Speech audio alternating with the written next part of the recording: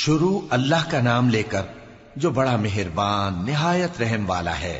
صاد، قسم ہے قرآن کی جو نصیحت سے پر ہے کہ تم حق پر ہو، مگر جو لوگ کافر ہیں وہ غرور اور مخالفت میں پڑے ہیں۔ ہم نے ان سے پہلے بہت سی امتوں کو ہلاک کر دیا تو وہ عذاب کے وقت لگے فریاد کرنے، اور وہ چھٹکارے کا وقت نہیں تھا۔ اور انہوں نے تعجب کیا کہ ان کے پاس انہی میں سے ایک خبردار کرنے والا آیا، اور کافر کہنے لگے کہ یہ تو جادوگر ہے جھوٹا، کیا اس نے اتنے معبودوں کی جگہ ایک ہی معبود قرار دے دیا؟ یہ تو بڑی عجیب بات ہے۔ اور ان میں جو معزز تھے وہ چل کھڑے ہوئے اور بولے کہ چلو اور اپنے معبودوں کی پوجا پر قائم رہو، بے شک یہ ایسی بات ہے جس میں کوئی خاص غرض ہے، یہ بات کسی دوسرے مذہب میں ہم نے کبھی سنی ہی نہیں، یہ تو بالکل گھڑی ہوئی بات ہے۔ کیا ہم سب میں سے اسی پر نصیحت کی کتاب اتری ہے؟ اصل بات یہ ہے کہ یہ لوگ میری نصیحت کی طرف سے شک میں ہیں، بلکہ انہوں نے ابھی میرے عذاب کا مزہ نہیں چکھا۔ کیا ان کے پاس تمہارے پروردگار کی رحمت کے خزانے ہیں جو غالب ہے، سب کچھ عطا کرنے والا ہے؟ یا آسمانوں اور زمین اور جو کچھ ان میں ہے ان سب پر انہی کی حکومت ہے؟ تو چاہیے کہ رسیاں تان کر آسمانوں پر چڑھ جائیں۔ یہاں شکست کھائے ہوئے گروہوں میں سے یہ بھی ایک لشکر ہے۔ ان سے پہلے نوح کی قوم اور عاد اور میخوں والا فرعون بھی جھٹلا چکے ہیں، اور سمود اور لوط کی قوم اور بن کے رہنے والے بھی، یہی وہ شکست خوردہ گروہ ہیں۔ ان سب نے پیغمبروں کو جھٹلایا تو میرا عذاب ان پر آ واقع ہوا، اور یہ لوگ تو صرف ایک زور کی آواز کا جس میں شروع ہونے کے بعد کچھ وقفہ نہیں ہوگا انتظار کرتے ہیں، اور کہتے ہیں کہ اے ہمارے پروردگار، ہم کو ہمارا حصہ جلدی سے حساب کے دن سے پہلے ہی دے دے۔ اے پیغمبر صلی اللہ علیہ وآلہ وسلم، یہ جو کچھ کہتے ہیں اس پر صبر کرو، اور ہمارے بندے داؤد کو یاد کرو جو صاحب قوت تھے، بے شک وہ رجوع کرنے والے تھے۔ ہم نے پہاڑوں کو ان کے زیر فرمان کر دیا تھا کہ صبح و شام ان کے ساتھ تسبیح کرتے تھے، اور پرندوں کو بھی کہ وہ جمع رہتے تھے، ہر ایک ان کے آگے رجوع رہتا تھا۔ اور ہم نے ان کی بادشاہی کو مستحکم کیا اور ان کو حکمت اور فیصلہ کن خطابت عطا فرمائی۔ اور اے نبی صلی اللہ علیہ وآلہ وسلم، کیا تمہارے پاس ان جھگڑنے والوں کی بھی خبر آئی ہے جب وہ دیوار پھاند کر اندر داخل ہوئے؟ جس وقت وہ داؤد کے پاس آئے تو وہ ان سے گھبرا گئے۔ انہوں نے کہا کہ خوف نہ کیجیے، ہم دونوں کا ایک مقدمہ ہے کہ ہم میں سے ایک نے دوسرے پر زیادتی کی ہے، تو آپ ہم میں انصاف سے فیصلہ کر دیجئے اور بے انصافی نہ کیجیے گا، اور ہم کو سیدھا راستہ دکھا دیجئے۔ بات یہ ہے کہ یہ میرا بھائی ہے، اس کے ہاں 99 دمبیاں ہیں اور میرے پاس ایک دمبی ہے۔ یہ کہتا ہے کہ یہ بھی میرے حوالے کر دے، اور گفتگو میں مجھ پر حاوی ہو رہا ہے۔ انہوں نے کہا کہ یہ جو تیری دمبی مانگتا ہے کہ اپنی دمبیوں میں ملا لے، بے شک تجھ پر ظلم کرتا ہے، اور اکثر شریک ایک دوسرے پر زیادتی ہی کیا کرتے ہیں۔ ہاں، جو ایمان لائے اور عمل نیک کرتے رہے، اور ایسے لوگ بہت کم ہیں۔ اور داؤد نے خیال کیا کہ اس واقعے سے ہم نے ان کو آزمایا ہے، تو انہوں نے اپنے پروردگار سے مغفرت مانگی اور جھک کر سجدے میں گر پڑے اور اللہ کی طرف رجوع کیا، تو ہم نے ان کو بخش دیا، اور بے شک ان کے لیے ہمارے ہاں قرب اور عمدہ مقام ہے۔ اے داؤد، ہم نے تم کو زمین میں خلیفہ بنایا ہے، تو لوگوں میں انصاف کے فیصلے کیا کرو، اور خواہش کی پیروی نہ کرنا کہ وہ تمہیں اللہ کے رستے سے بھٹکا دے گی۔ جو لوگ اللہ کے رستے سے بھٹکتے ہیں ان کے لیے سخت عذاب ہے، اس لیے کہ انہوں نے حساب کے دن کو بھلا دیا۔ اور ہم نے آسمان اور زمین کو اور جو کائنات ان میں ہے اس کو بے مقصد نہیں پیدا کیا، یہ ان کا گمان ہے جو کافر ہیں، سو کافروں کے لیے دوزخ کا عذاب ہے۔ جو لوگ ایمان لائے اور عمل نیک کرتے رہے، کیا ان کو ہم ان کی طرح کر دیں گے جو ملک میں فساد کرتے ہیں، یا پرہیزگاروں کو بدکاروں کی طرح کر دیں گے؟ یہ کتاب جو ہم نے تم پر نازل کی ہے بابرکت ہے، تاکہ لوگ اس کی آیتوں میں غور کریں اور تاکہ اہل عقل نصیحت حاصل کریں۔ اور ہم نے داؤد کو سلیمان عطا کیے، بہت خوب بندے تھے، اور وہ اللہ کی طرف بہت رجوع کرنے والے تھے۔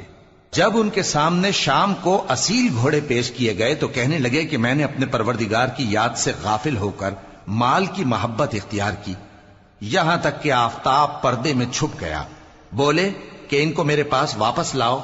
پھر ان کی ٹانگوں اور گردنوں پر ہاتھ پھیرنے لگے، اور ہم نے سلیمان کی آزمائش کی اور ان کے تخت پر ایک دھڑ سا ڈال دیا۔ پھر انہوں نے اللہ کی طرف رجوع کیا اور دعا کی کہ اے پروردگار مجھے معاف فرما اور مجھ کو ایسی بادشاہی عطا فرما کہ میرے بعد کسی کو شایع نہ ہو، بے شک تو سب کچھ عطا فرمانے والا ہے۔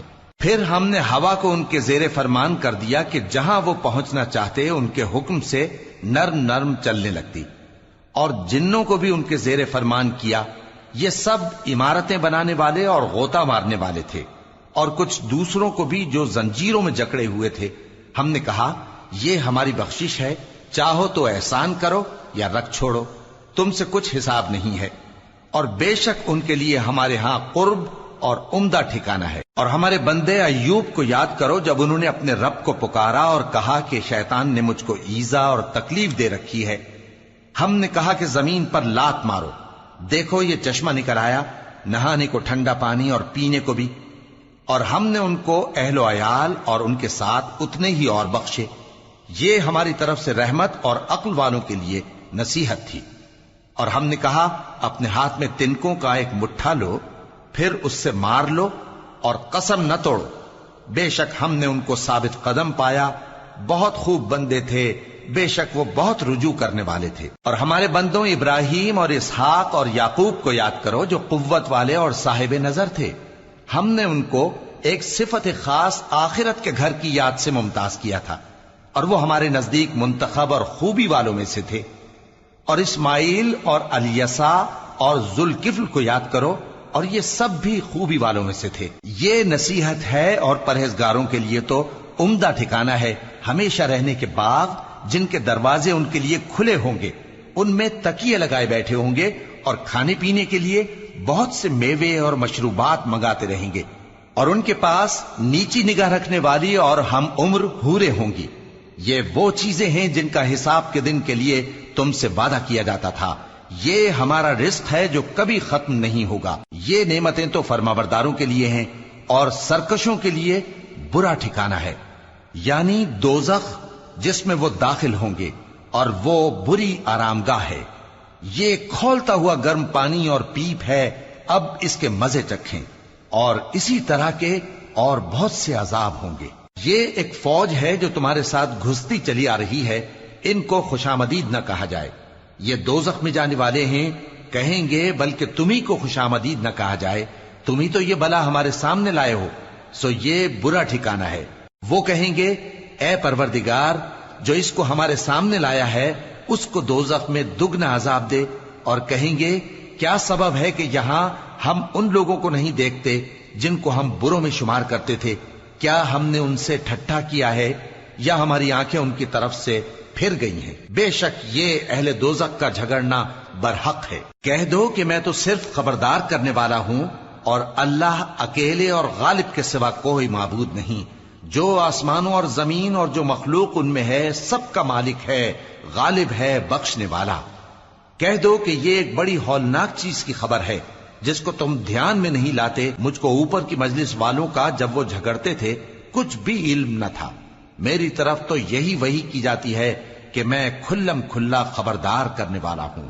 جب تمہارے پروردگار نے فرشتوں سے کہا کہ میں مٹی سے انسان بنانے والا ہوں، جب میں اس کو درست کر لوں اور اس میں اپنی روح پھونک دوں تو اس کے آگے سجدے میں گر پڑنا۔ سو تمام فرشتوں نے سجدہ کیا مگر ابلیس کہ وہ اکڑ بیٹھا اور کافروں میں ہو گیا۔ اللہ نے فرمایا کہ اے ابلیس، جس شخص کو میں نے اپنے ہاتھوں سے بنایا اس کے آگے سجدہ کرنے سے تجھے کس چیز نے منع کیا؟ کیا تو غرور میں آ گیا یا اونچے درجے والوں میں تھا؟ بولا کہ میں اس سے بہتر ہوں کہ تو نے مجھ کو آگ سے پیدا کیا اور اسے مٹی سے بنایا۔ فرمایا بس یہاں سے نکل جا، تو مردود ہے اور تجھ پر قیامت کے دن تک میری لعنت پڑتی رہے گی۔ کہنے لگا کہ میرے پروردگار، اچھا تو مجھے اس روز تک کہ لوگ اٹھائے جائیں مہلت دے۔ فرمایا کہ تجھ کو مہلت دی جاتی ہے اس روز تک جس کا وقت مقرر ہے۔